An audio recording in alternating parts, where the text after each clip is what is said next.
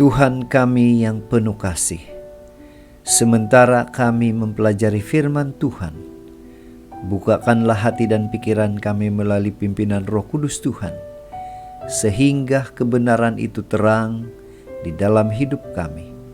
Dalam nama Yesus kami sudah berdoa. Amin. Shalom, renungan kita hari ini bertajuk Fokus kepada sorga, bukan kepada pencobaan. Mengapa? Firman Tuhan dalam Kolose 3 ayat 5 hingga 6 mengatakan, "Karena itu matikanlah dalam dirimu segala sesuatu yang duniawi, yaitu percabulan, kenajisan, hawa nafsu, nafsu jahat, dan juga keserakahan yang sama dengan penyembahan berhala. Semuanya itu mendatangkan murka Allah atas orang-orang yang tidak taat." Bacaan kita saudara saya ambil di dalam buku Kolose 3 ayat 1 sehingga 17.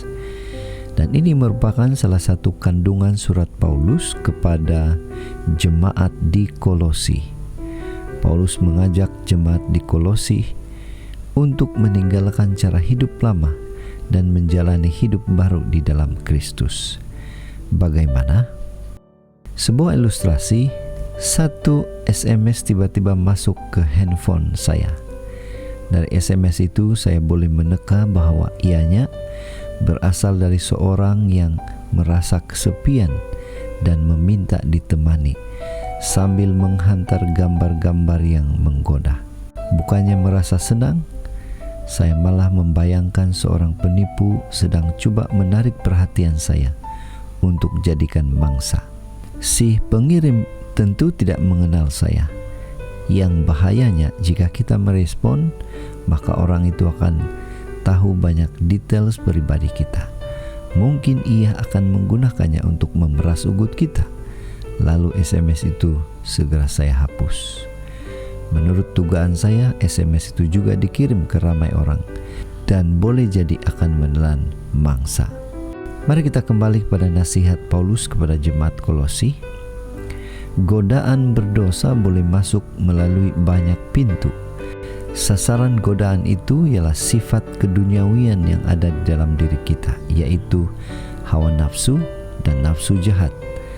Selain percabulan, hawa nafsu dunia mencangkup pula keinginan untuk memperoleh uang secara cepat tanpa perlu bekerja keras. Kenikmatan dan kepuasan yang bersifat sementara sering menjadi pemikat dan boleh menyebabkan kejatuhan kita di dalam dosa. Rasul Paulus mengajar dua cara untuk menghadapinya. Pertama, dengan mencari dan memikirkan hal-hal surga. Dan yang kedua, dengan tidak lagi hidup seperti manusia lama. Di dalam Kristus kita telah mati terhadap dosa. Ketika menghadapi godaan, kita tidak perlu merespon dan memfokuskannya. Sama seperti orang mati tidak bereaksi terhadap lingkungan sekitarnya. Apa aplikasi renungan ini untuk kita? Bagaimana dengan kita? Apakah selama ini kita juga berusaha fokus kepada hawa nafsu agar tidak jatuh dalam dosa?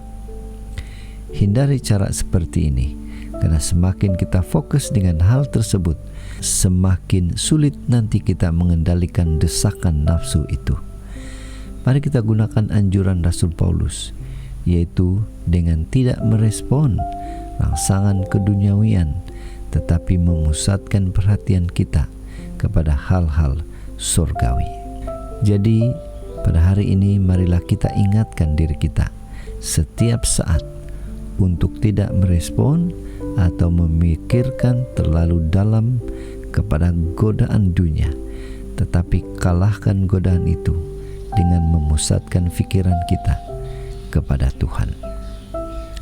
Inilah doa dan harapan kita, dan mari kita berterima kasih kepada Tuhan karena Dia boleh menjadi sumber kekuatan kita untuk mengalahkan godaan-godaan dunia yang coba menjatuhkan kita ke dalam dosa. Mari tetap setia, tetap semangat, tetap positif di dalam pimpinan Tuhan. Tuhan memberkati.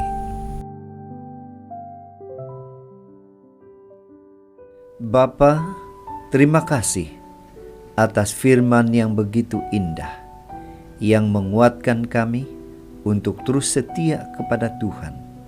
Dalam nama Yesus, kami berdoa. Amin.